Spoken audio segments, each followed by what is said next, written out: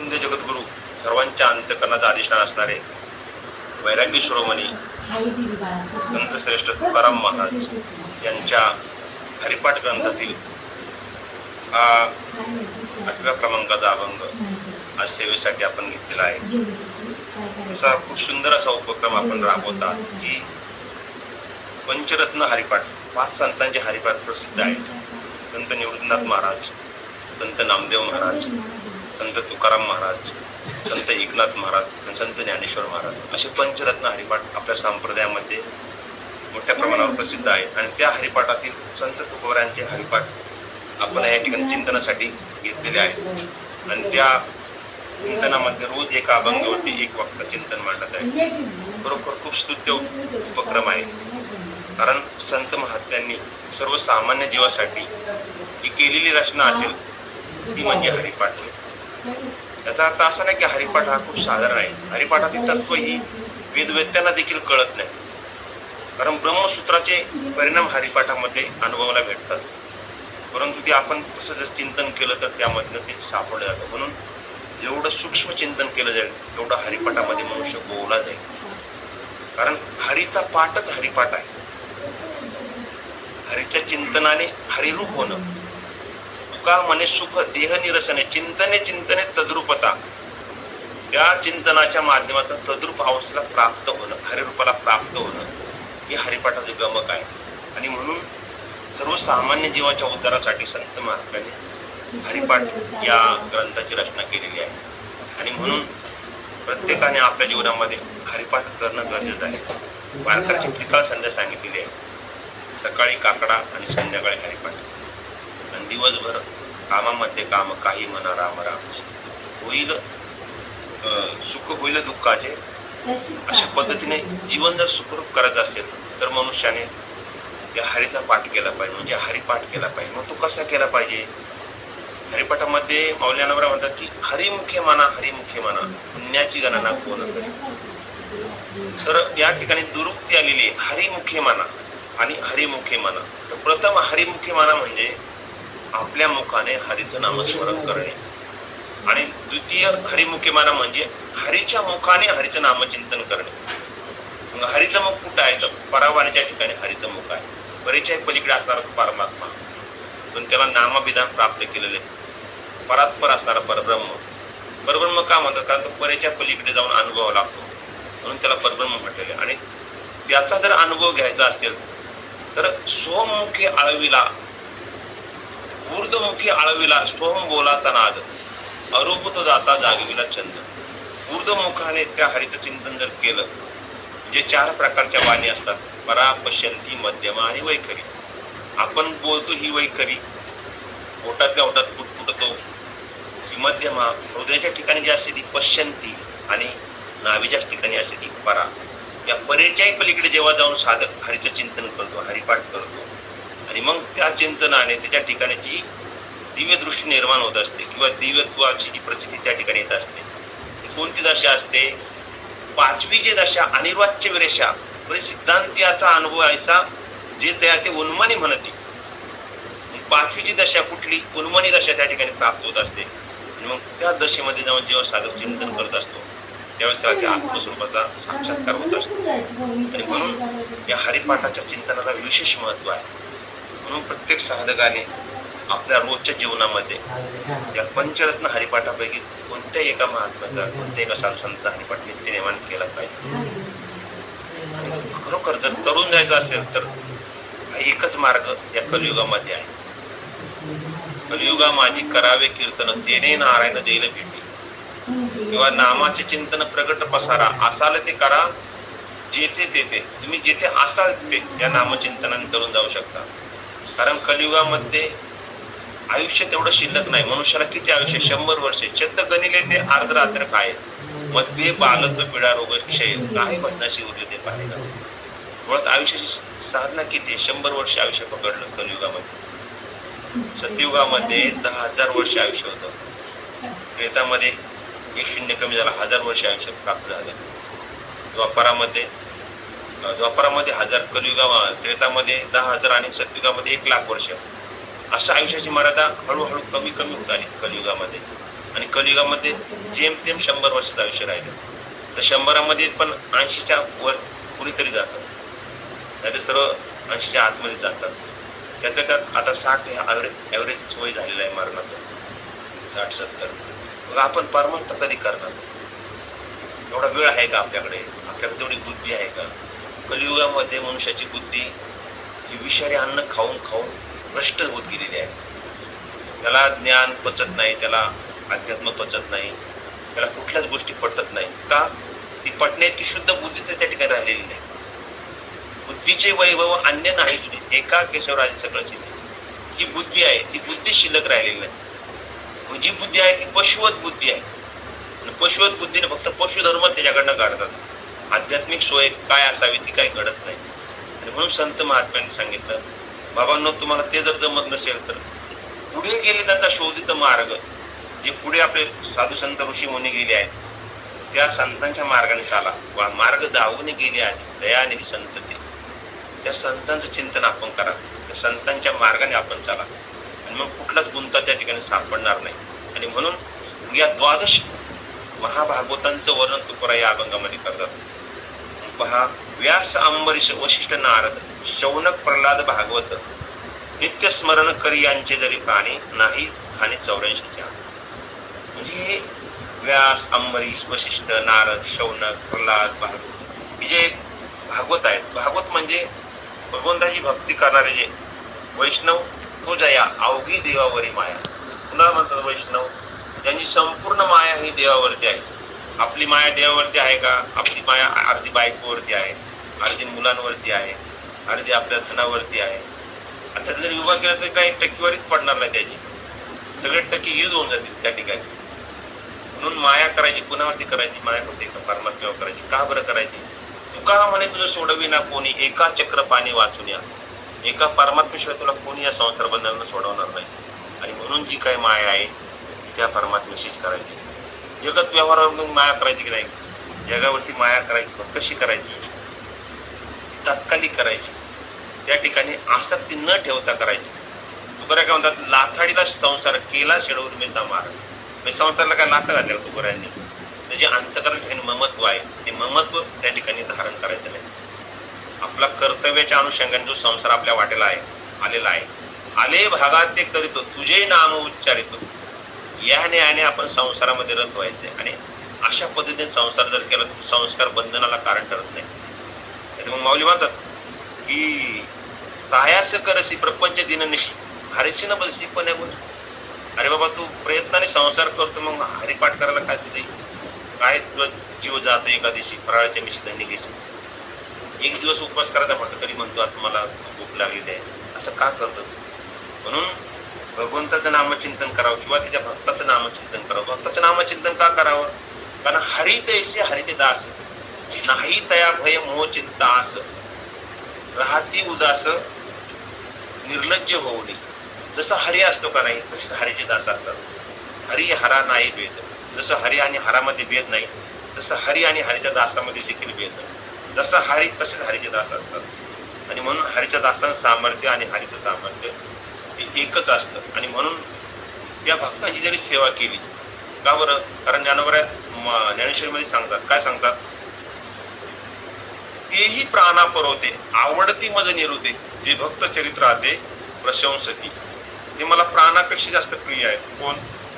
जे भक्ताच्या चरित्राचं वर्णन करतात. आणि म्हणून हरी तैसे हरीचे दास, हरी जसे असतात तसे हरीचे दास असतात. मग त्या भागवतांचं या अभंगामध्ये वर्णन आलेलं आहे. काय वर्णन आलेलं आहे? की व्यास अंबरीश वशिष्ठ नारद शौनक प्रल्हाद यांचं जो नित्य स्मरण करेल त्यांचं काय होईल? त्यांना 84 खाणी भोगावी लागणार नाही. हा जीव जो आहे 84 लक्ष योनी दुःख भोगून या ठिकाणी या मृत्यू लोकांमध्ये मनुष्य जन्माच्या रूपाने प्राप्त होत असतो. नामदेव महाराज म्हणतात की एक एक योनी कोटी कोटी फेरा मग लागत अशी वारा मनुष्य देहाचा. एक एक योनी कोटी कोटी फेरा त्या ठिकाणी भोगावा लागतो आणि मग मनुष्य देह प्राप्त होत असतो. पाप पुण्य समता घडे तरी तर मनुष्य देही जोडे किंवा नरदेह जोडे किंवा काकटाळी न्याय भावला हा देव न घोडते उपाय घडो आले. अशा पद्धतीने हा नरदेह जीवाला प्राप्त होत असतो. आणि मग त्या प्राप्त झालेल्या जीवाचं नरदेहाचं आपण काय केलं पाहिजे? सोनं केलं पाहिजे. मग सोनं केलं पाहिजे म्हणजे काय केलं पाहिजे? सोनं म्हणजे श्रेष्ठ असं जे परमात्मा तत्व आहे, या उपाधी माझी गुप्त चैतन्य असं सर्वगत ते तत्वज्ञ संत स्वीकारते. त्या तत्वाला आपण स्वीकारलं पाहिजे. मग कसं स्वीकारायचं? ज्या महानुभावाने ते तत्व स्वीकारलेलं आहे त्या महानुभावांचं आपण चिंतन केलं पाहिजे. कुणी कुणी स्वीकारलं तर अशी 14 जणांची नावं या अभंगामध्ये आहेत. एकूण 14 भागवतांची नावं या अभंगामध्ये आहे. एक आहे व्यास, दुसरे आहे अंबरीश, तिसरे वशिष्ठ, चौथे नारद, पाचवे शौनक, सहावे प्रल्हाद, सातवे शुक, आठवे पराशर, नववे पुंडलिक, 10 अर्जुन, 11 वाल्मिक, 12 बली, 13 विभीषण आणि 14 भीष्मा, 15 रुक्मांगद आणि बगदालभ्य. असे एवढे हे जे महाभागवत आहेत यांची नावे या अभंगामध्ये आले. म्हणजे यांचं जरी स्मरण केलं तरी आपण त्या हरिरूपाला प्राप्त होतो. का बरं? कारण 12 भागवत आहेत तर ते यापेक्षा वेगळे आहेत, परंतु त्यामध्ये असं भेट करण्याचं काही कारण आहे. त्रिब्रह्म, नारद, शंकर, सनकादी, कपिल, महामुनी, मनु, प्रल्हाद, योगीराज, जनक, भीष्म पितामह, बली, शुकदेव, परमहंस आणि धर्मराज हे 12 महाभागवत आहेत. यांचं जरी चिंतन केलं आपण तरी आपण त्या स्वरूपाला प्राप्त होऊ शकतो. का बरं? कारण ते अखंड त्यांचा बोध त्या ठिकाणी त्या परमात्म्याच्या नामाशी त्याच्या चरणाशी जुळलेला असतो. म्हणून त्यांच्यामध्ये हरी आणि त्या भक्तामध्ये कुठल्याच प्रकारचा भेद नसतो. तुझं माझं नाही भेद, सहज केलाच विनोद. फक्त कल्पित भेद आणि वास्तव आवेश त्या ठिकाणी असतो. आणि म्हणून त्यांचं चिंतन केलं तेच हरीच्या चिंतनाचं फळ त्याच पद्धतीने त्यांना प्राप्त होतात. आणि म्हणून या ठिकाणी व्यास, अंबरीश, वशिष्ठ, नारद. तर व्यासांचं चिंतन आपण करूया. व्यास म्हणजे कोण आहे?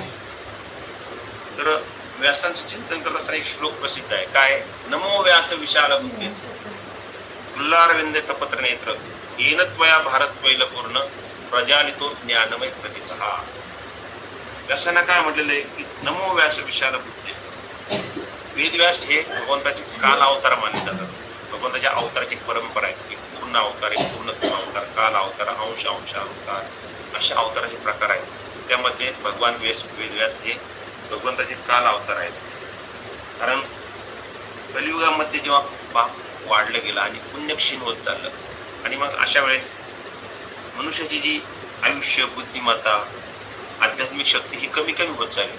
आणि मग भगवंताने काय केलं? द्वीप बेटामध्ये म्हणजे द्वैपायन म्हणजे बेट, त्या बेटामध्ये भगवंताने अवतार धारण केला. कुणाचा? व्यासांच्या रूपाने. आणि त्या ठिकाणी रंग सावळा असल्यामुळे कृष्ण द्वैपायन हे नाव त्यांना नामाभिधान प्राप्त झालं. आणि मग त्या ठिकाणी त्या महात्म्यांनी काय केलं? तर जे ज्ञान लोकलं होतं या विश्वामध्ये, काय होतं? संत महात्मे अवताराला केव्हा येत असतात याची कारण परंपरा आहे. तर माऊली ज्ञानोबाच्या आरतीमध्ये त्याचं विशिष्टपणे वर्णन आलेलं आहे. लोपले ज्ञान जगी हित नेनती कोणी अवतार पांडुरंग नाव ठेवले ज्ञान. ज्यावेळेस ज्ञानाचा लोप होत असतो, ज्ञान हे कधी नष्ट होत नाही. काय होतं? ते लोप पावत असतं. कारण ज्ञान हे परमात्म्यापासून निर्माण झालेले. वेद म्हणजे ज्ञान आणि ते वेद कुणापासून निर्माण झाले? अपौरुष्य आहेत वेद. आणि मग त्या वेदाचं जे ज्ञान आहे ते ज्ञान हे नष्ट होत नाही. ते काय होतं? लोप पावलं जातं. आणि मग लोप पावलेलं ज्ञान पुन्हा पुनर्जीवित करण्यासाठी संत महात्मे अवतार धारण करत असतात. ब्रह्ममूर्ती संत जगी अवतरले धराया आले दीन जना ब्रह्मादिक त्यांची वदिती पायवरी नाम घेता वदनी खुश जाती. असे ब्रह्मवेत्ते जीवाच्या कल्याणासाठी अवतार धारण करत असतात. आणि मग वेदव्यासांचा अवतार झाला. तो कसा झाला? तर सत्यवती म्हणजे मत्स्यगंधा तिथं पूर्वाश्रमीचं नाव आणि पराशर ऋषी यांपासून तो व्यासाचा जन्म झाला. आता जन्म जर कथा पाहिली आपण व्यासांची, यामध्ये खूप मोठं रहस्य दडलेलं आहे. आणि रहस्य ज्या साधकाला कळेल ना त्याचाच परमार्थ. तर व्यासांचा जन्म कसा झाला की पराशर ऋषी एकदा साधना करत असताना गंगेच्या तटावर साधना करायची, तप करायचे. आणि एक दिवस त्यांना नदी ओलांडून पलीकडे जायचं होतं. तर ती ओलांडून जात असताना त्यांनी एका कोळ्याला विनंती केली की मला पलीकडे नेऊन सोड. तर पलीकडे नेऊन सोडत असताना कोळ्याने आपल्या मुलीला सांगितलं, म्हणजे मत्स्यगंधेला, की जा बाबांना पलीकडे सोडून दे, ऋषीमुनींना सोडून दे पलीकडे. तर त्यावेळेस ती मत्स्यगंधा नाव चालत होती आणि पराशर ऋषी त्या नावेमध्ये बसलेले असतात. आणि बसलेले असताना नाव बरोबर मध्यवर्ती भागामध्ये जाते आणि पराशर ऋषीच्या ठिकाणी इच्छा उत्पन्न होते की हा श्री सहवास मला प्राप्त व्हावा. आता या ठिकाणी मला शंका अशी येते की एवढा मोठा महात्मा आणि अशी शंका कशी धारण करू शकतो, पण त्यांनी का धरावी, परमात्म्याचं फलित काय. पण अध्यात्माच्या ह्या भूमिका आहेत ह्या एका वेगळ्या उंचीवर जाऊन समजून घ्यावा लागतात. त्या जर तुम्ही जशा लौकिक व्यवहाराने समजल्या तर त्या ठिकाणी दोष निर्माण होतो आपल्या बुद्धीमध्ये, आपलाच बुद्धिभेद होत असतो. आणि मग ती जी कन्या आहे ती हुशार होती. ती म्हटली माझं वय 7 वर्षाचं आहे आणि तुम्ही माझ्याकडे 7 वर्षाच्या वयामध्ये इच्छा भोग मागत आहात, हे कसं शक्य आहे म्हटले. ते कुठल्या शास्त्रामध्ये बसता आणि तुम्ही एवढे मोठे थोर ऋषी मुनी, हे योग्य वाटतं का तुम्हाला. तर त्यांनी आपल्या तपोबलाने ती 16 वर्षाची केली, म्हणजे 16 वर्षाचं तिचं वय उत्पन्न केलं आणि तपोबलाने ती मत्स्यगंधा 7 वर्षाची डायरेक्ट 16 वर्षाची झाली. परंतु तिने पुनश्च प्रश्न केला की हे पशुकृत्य आहे, ते दिवसा ढवळ्या करणं योग्य आहे का. तर त्यांनी सांगितलं मी ते देखील तुझी शंका दूर करतो. आणि त्या ठिकाणी त्याने आकाशामध्ये धुके निर्माण केलं आणि धुके निर्माण करून धूम आणि धुके याचा असा जवळीक निर्माण केली की जवळचा देखील माणूस त्या ठिकाणी दिसत नव्हता. आणि अशा पद्धतीने मत्स्यगंधेचा भोग त्यांनी घेतला. आणि तदनंतर जे पुत्र उत्पन्न आलं ते म्हणजे व्यास. आता या ठिकाणी शंका अशी येते की व्यासाची उत्पत्ती अशी का बरं केली भगवंताने. कारण भगवंत काय करतो माहितीये का, आपल्या भक्तासाठी अकर्तव्यनित करीत्यासी हित ते आघात आघात ते हित अकर्तव्यनित करीत्यासी. आपल्या भक्ताचं अकर्तव्य जरी असलं तरी त्याला नीतीमध्ये बसवायचं काम भगवंत करत असतं. आता ही जण व्यावहारिक दृष्टीने, परंतु आध्यात्मिक दृष्टीने आता बघा काय भूमिका आहे. तर मत्स्यगंधेचं त्यावेळचं वय 7 वर्षाचं. 7 वर्षाचं वय म्हणजे आपल्या शरीरामध्ये जी काही आपल्या शरीराची रचना आहे ही रचना योगिक क्रियेच्या माध्यमातून पाहिलं तर सप्तचक्रांनी युक्त शरीर आहे आपलं. आधार चक्र, स्वाधिष्ठान चक्र, मणिपूर चक्र, अनाहत चक्र, शुद्ध चक्र आणि आज्ञा चक्र अशी सप्तचक्राची पूर्व मार्गामध्ये रचना असते. आणि मग या चक्राला जो भेदून जातो तो षोडश स्थळ म्हणजे 16 काळाने पूर्ण असणारा परमात्मा त्याला प्राप्त करून घेता येतो. आणि म्हणून तिथे 7 वर्षाचं वय 16 वर्षाचं ही त्या पाठीमागची भूमी.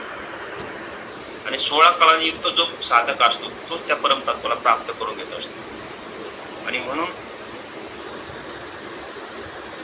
व्यासांची उत्पत्ती या पद्धतीने झाली. हा त्यातला आध्यात्मिक लोक या प्रत्येक मानतात. आता तुम्ही लौकिक आणि त्या प्रत्येकाला त्या ठिकाणी दोषच जाणवे. आणि म्हणून तो दोष देखील घडू नये म्हणून तुकाराम म्हणतात की अकर्तव्यनित करीत्यासी. आपल्या भक्ताने अकर्तव्य केलं असं जरी जगाला वाटलं तरी भगवंत त्याला नीतीमध्ये बसवतो. मग कसं बसवलं नीतीमध्ये की जो पुत्र निर्माण झाला व्यास, नमो व्यास विशाल बुद्धे. व्यास म्हणजे परी. ही परी आता वर्तुळ असतं ना एक वर्तुळ, त्या वर्तुळाच्या परिघावरून केंद्रबिंदूतून जाणारी रेषा, सरळ जाणारी रेषा आणि वर्तुळाच्या दुसऱ्या परिघाला छेदणारी रेषा, तिला काय म्हणतात व्यास असं म्हणतात. मग हा व्यास जो आहे म्हणजे मनुष्य हा जन्म आणि मृत्यू या संसारोपी परिघावरती फिरत असतो. आणि मग या परिघावरून फिरत असताना शेवटी मनुष्य कंटाळतो. प्रत्येक जण कंटाळतो. आता प्रत्येक जण जरी आनंदाने संसार करत असेल परंतु एक वेळ अशी येते जेव्हा तो आत्मचिंतन करतो, अंतर्मुख होतो आणि पाहतो हे कशासाठी करतोय, मी कोण आहे मी हा कोण करावा विचार म्हणे ज्ञानेश्वर निवृत्त. असा जेव्हा तो विचार करतो मग त्याला जाणवतं आपण कोण आहे याचा शोध घेतला पाहिजे. आणि मग तो त्या परिघावरून केंद्रबिंदूकडे जेव्हा प्रवेश करतो म्हणजे आपल्या आत्मकेंद्रित असणाऱ्या परमात्म्याकडे जेव्हा त्याचा प्रवाह चालू होतो त्या ठिकाणी तो प्रवाह करत असताना तो आपल्या केंद्रबिंदूशी म्हणजे परमात्म्याशी जेव्हा जाऊन एकरूप होत असतो. आणि मग त्या ठिकाणी त्या परमतत्वाला प्राप्त करून ज्ञान प्राप्त करून घेतो. आणि मग ज्ञान प्राप्त केल्यानंतर काय करायचं, पुनश्च त्या केंद्रातून परिघाच्या दिशेने वाटचाल करायची. म्हणजे जे जे आपणाशी ठावे हे इतरांशी शिकवावे, शहाणे करून सोडावे सकळ जना. समर्थ रामदास म्हणतात आपण जे काही ज्ञान प्राप्त करून घेतले सेवितो हा रस वाटितो आणि हरे होऊ नका प्राणवरी विटेवरी ज्याची पावली समान तोची एक जाण सुखदाता. अशा पद्धतीच्या परमात्म्याचं चिंतन आपण जे आपल्या स्वरूपाच्या ठिकाणी अनुभवलेलं आहे ते इतर जणांना देऊन टाकायचं आणि त्यांना देखील त्या आत्मसुखाची गोडी लावायची. या रे लहान थोडं या रे दुधी नारी करावा विचार लगेच चिंतन कोणाचं. मग सगळ्यांनी त्या ठिकाणी यायचं असेल त्या हरनामाचा घोष करायचा असतो. आणि अशा पद्धतीने व्यासांनी काय केलं की संपूर्ण तत्वज्ञान जगाला उपलब्ध केलं. त्यासाठी ओवी ज्ञानोबरांची काय ओवी आहे? म्हणून महाभारती नाही ती नोहेची लोके तीही येणे कारणे म्हणिबे पाही व्याचो उच्चिष्ट जगत्रय. महाभारतामध्ये असं काय नाही, या जगामध्ये जे काय ते सर्व पूर्ण महाभारतामध्ये आहे. म्हणजे महाभारतात जे नाही ते जगात कुठेच नाही. आणि संपूर्ण तत्वज्ञान हे व्यासांचं उष्ट आहे आणि म्हणून त्या तत्वज्ञानाचा अंगीकार प्रत्येकाने केला पाहिजे. मग भगवान व्यासव्यासांनी काय केलं तर प्रथम 1,00,000 श्लोकांचे महाभारत रचले. त्या 1,00,000 श्लोकांचं महाभारत रचून झाल्यानंतर 60,00,000ची एक संहिता तयार केली. त्याला काय म्हणतात? भारत संहिता असं म्हणतात. आणि त्या संहितेतील 30,00,000 श्लोक हे देवलोकामध्ये प्रसिद्ध आहेत. त्यातील 15,00,000 श्लोक हे पितृलोकामध्ये प्रसिद्ध आहेत. त्यातील 14,00,000 श्लोक हे गंधर्व लोकामध्ये प्रसिद्ध आहेत आणि 1,00,000 श्लोक या मृत्यू लोकामध्ये प्रसिद्ध आहेत. त्याला आपण आता कालांतराने सुभाषित पण म्हणतो. तर असे जे काही श्लोक आहेत त्या श्लोकांमध्ये 1,00,000 श्लोक या मृत्यू लोकामध्ये प्रसिद्ध आहेत. आणि असे 18 पर्व महाभारत आहेत. या महाभारताच्या आदी पर्वामध्ये या सर्व श्लोकांचं वर्णन केलेलं आहे. आणि म्हणून महाभारती नाही ती नोहेची लोके तरी येणे कारणे म्हणिबे पाही व्याचो उच्चिष्ट जगत्रय. आणि म्हणून या महाभारताला काय म्हटलेले? पंचम वेद असं म्हटलेलं आहे. सर्वज्ञ अशा व्यासांनी आपले ज्ञान वैपुण्य महाभारतामध्ये पूर्ण अंशाने ओतलेलं आहे. आणि इतर जे काही शास्त्रकार आहेत त्या शास्त्रकारांनी आपल्या शास्त्रातनं या ग्रंथाचं महिमान वर्णन केलेलं आहे, कुणाचं? महाभारताचं. आणि म्हणून व्यासांनी काय केलं की जे ज्ञान आहे ते ज्ञान प्रामुख्याने प्रथमतः एका वेदाच्या ठिकाणी स्थिर होतं. त्या वेदाचे 4 भाग केले: ऋग्वेद, यजुर्वेद, सामवेद, अथर्ववेद असे या वेदाचे 4 भाग केले. आणि आपल्या 4 शिष्यांना ते वेद दिले. ऋग्वेद पहिल्यांदा दिला, यजुर्वेद वैशंपायन ऋषींना दिला, सामवेद जैमिनींना दिला आणि अथर्ववेद सुमंतू नावाच्या शिष्याला दिला. अशा पद्धतीने याची विभागणी केली वेदाची. आणि ते वेद म्हणजे जे आत्मज्ञानाचा भंडार आहे ते वेद आपल्या शिष्याच्या ठिकाणी वितरित केले. थोडक्यात जे आत्मज्ञान आहे ते आत्मज्ञान आपल्यापाशी संग्रह ठेवता संपूर्ण जगाला त्यांनी प्रदान केलं. कारण बुडते हे जन न देख बेटवळा येतो कळवळा म्हणून या का पडती हाता काळाची या. ती काळाच्या हातामध्ये पडतात हे जीव. आणि म्हणून त्यांचा उद्धार व्हावा असं संत महात्म्यांना वाटतं. कारण संतांशिवाय आपला कुणी उद्धार करणार नाही जगामध्ये. तुम्ही किती श्रीमंत झाला मग तेथे न तरी काही सत्ता संपदा राहील टायच्या ठाई पुढे संचित जाईल वाई. तू का म्हणतो यम आज्ञा? जेव्हा यमाची आज्ञा होती ना महाराज त्यावेळेस कुणी सोडत नाही. मग तेथे न तरी काही सत्ता संपदा राहील ठायच्या ठाई. सत्ता दुर्संपत्ती जागेवरच राहील. पुढे यमदी वाई. तू का म्हणतो यम आज्ञा? पुढे संचित जाईल वाई. तू का म्हणतो यम आज्ञा? आणि मग संचितामध्ये जसं आहे तसं तुम्हाला भोगावं लागेल. आणि म्हणून वेदव्यासांनी या भारतीय संस्कृतीचं जतन केलं, ती घराघरामध्ये पोहोचवली. आपल्या ग्रंथ वाङ्मयाच्या माध्यमातून ब्रह्मसूत्र आदी ग्रंथांवरती भाष्य केलं आणि हे तत्वज्ञान जगासाठी खुलं केलं. आणि म्हणून या व्यासांचा आपण जरी जप केला तरी ते फळ हरीच्या जपाचं फळ आणि व्यासांच्या नामाचं फळ सारखंच आहे. आणि म्हणून आपण सर्वांनी ते चिंतन करायचं आहे. आणि म्हणून व्यास, अंबरीष, वशिष्ठ, नारद, शौनक, प्रल्हाद, भागवत. प्रल्हादाने जे भगवंताचं नामचिंतन केलं म्हणजे आहे त्या परिस्थितीमध्ये आपण आपल्या भगवंताला कधी विसरलं नाही पाहिजे. त्यात थोडंसं दुःख झालं की लगेच मनुष्य त्या आत्मतत्वापासून दूर होतो. असं मनुष्याने केलं नाही पाहिजे. कारण हे दुःख ही आपल्याला पूर्व प्रारब्धाने प्राप्त होत असतं आणि आपण परमार्थ प्रयत्नाने करायचं असतं. आणि म्हणून कुठल्याच दुःखाला विचलित न होता सामोरं जाणं हे प्रल्हादाच्या चरित्रावरून आपण शिकायचं. किती प्रकारची शिक्षा दिल्या वडिलांनी, पण कधी हरला का प्रल्हाद? कधीच नाही हरला. आणि ते दुःख मोठ्या आनंदाने स्तन केलं. नामजप करत राहू मनुष्याचं दैव.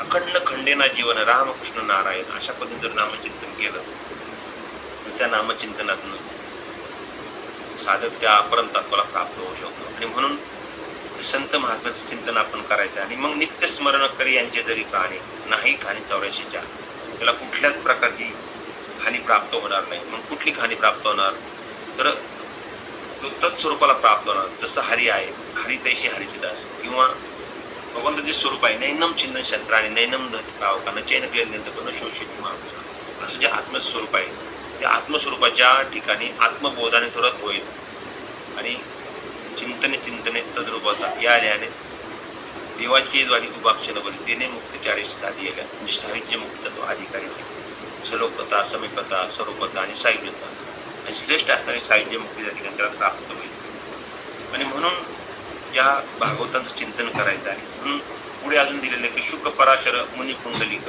अर्जुन वाल्मिक नाम गाय अजून कुणाची नाव गायली त्याने शुक मुनी पराशर मुनी पुंडलिक मुनी अर्जुन आणि वाल्मिक यांची देखील नामाचं चिंतन करायचंय का बरं कारण शुकमुनींचं आपण थोडंसं चिंतन करूया शुकमुनींचं जर चिंतन केलं तर शुकमुनी जेव्हा आईच्या गर्भामध्ये होते तर नामदेवात काय वर्णन करतात की ब्राह्मणाचे पोरे का खेळाशी बिहाले ते 12 वर्षे लपाले रे कापत कापत बाहेर आले ते नागवेची पळून गेले जेव्हा शुकमुनी आईच्या गर्भात होते त्यावेळेस ते घाबरले आणि काय केलं त्यांनी 12 वर्ष आईच्या गर्भात राहिले आता तसं जर पाहिलं तर 9 महिने 9 दिवस झालं का डॉक्टर लोक लगेच बाहेर काढतात नाही आला बाहेर तर सिझरिंग केलं जातं परंतु हे 12 वर्ष होते म्हणजे आता हे राहिले असतील 12 वर्ष मला तर असं वाटतं हे 12 वर्ष राहतील परंतु जे आईनं त्यांना धारण केलं ती आई किती श्रेष्ठ असते परंतु ते राहिले आणि कापत कापत बाहेर आले कापत कापत का बरं बाहेर आले कारण संसाराच्या वाऱ्याला ते घाबरत होते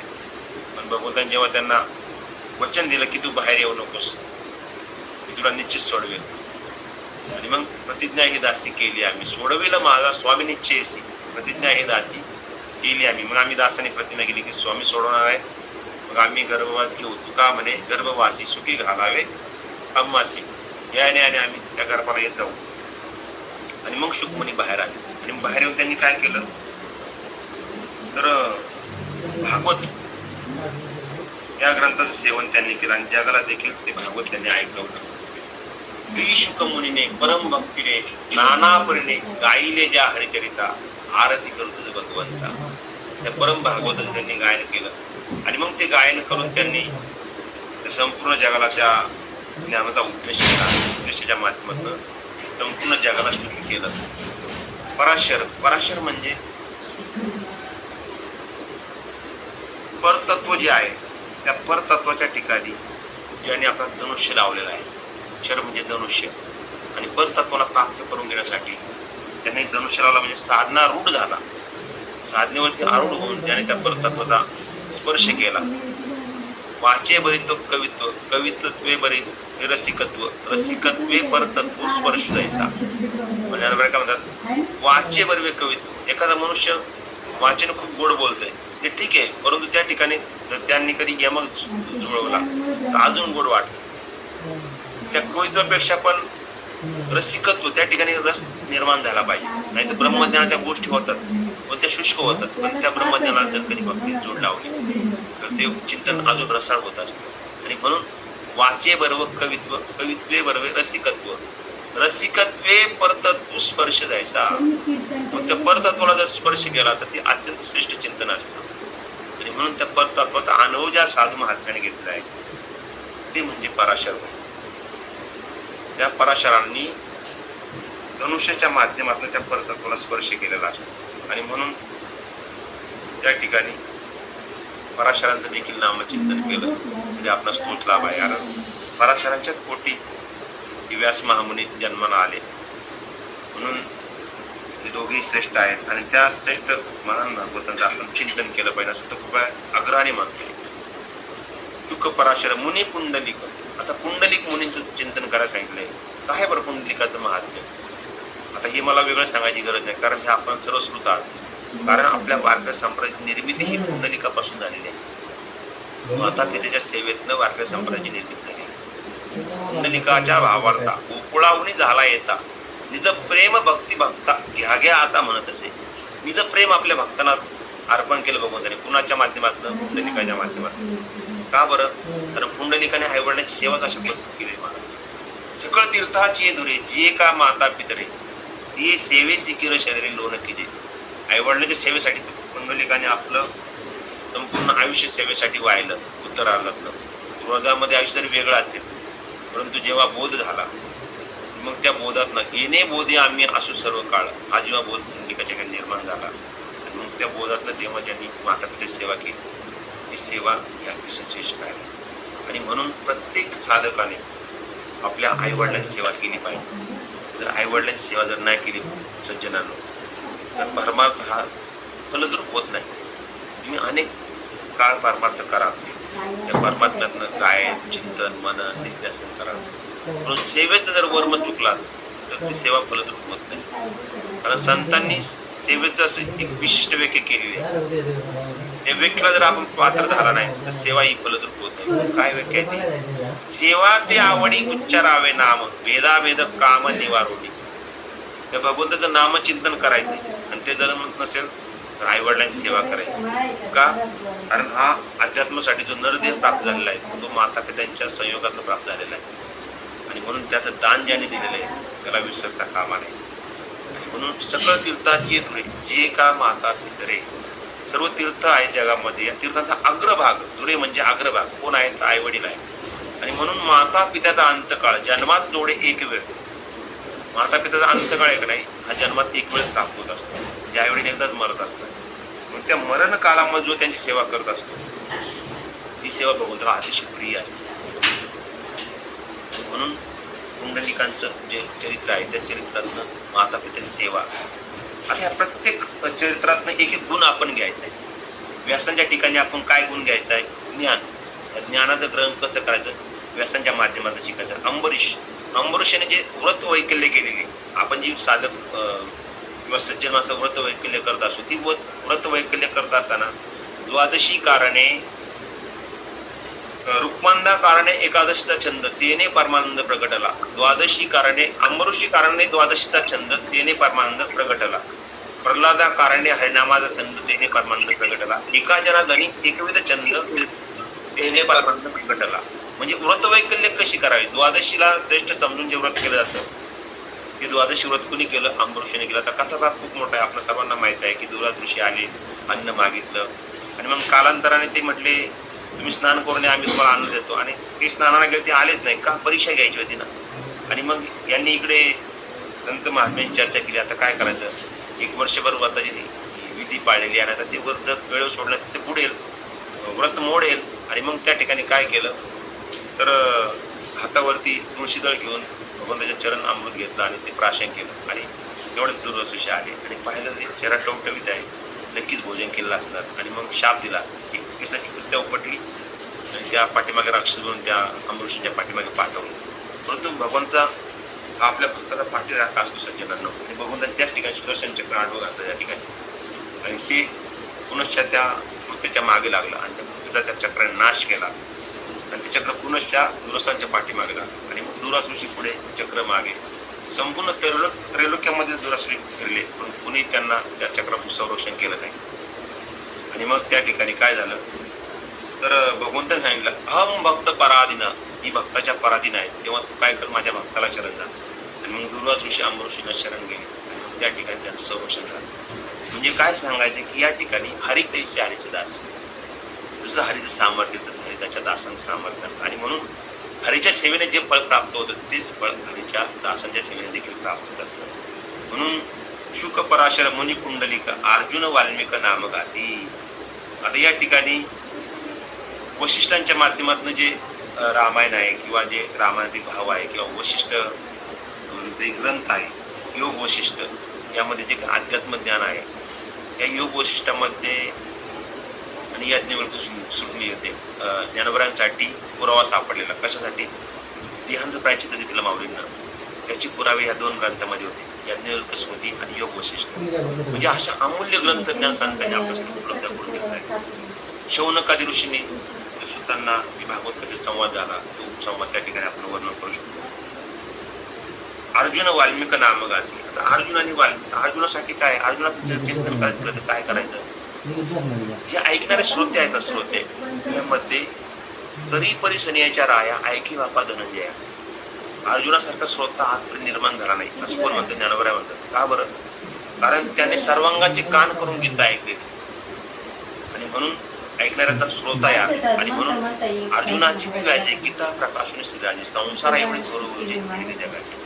अर्जुनाचं निमित्त करून या संसाराचं ओझं भगवंतांनी फेडलेलं आहे गीता तत्वज्ञानाच्या माध्यमातून. आणि म्हणून वाल्मिक नाम गाते. वाल्मिकांनी काय केलं, गेले रामायण रामाआधी. त्या रामायणाचा जो आदर्श आहे वाल्मिकांनी घालून दिला. ते रामायणाचं चिंतन आपण केलं किंवा वाल्मिक कृष्णाचे सांगितलं की बोलिले वाल्मिक सिद्धी करणं वर्तोनी दाविन म्हणे नामा व पुराण प्रसिद्ध बोलिले वाल्मिक नामे तिने लोक उद्धरते. हजरी बोध आपण त्या ठिकाणी असले चालेल. अशा पद्धतीने वाल्मिक बगदाला बेशुद्ध महाऋषी, जे बगदाला बे ऋषी आहेत तुम्हाला, त्या ऋषींचं वय खूप असतं. जे ब्रह्मवेत्य ऋषी आहेत म्हणजे माऊलीची वय 8व्या अध्यायामध्ये, त्याचा वय पाठ नाही पण त्या वयचा अर्थ असा आहे की ब्रह्मदेवाच्या 8 प्रहाराला हे ऋषी मुनी पाहत असतात.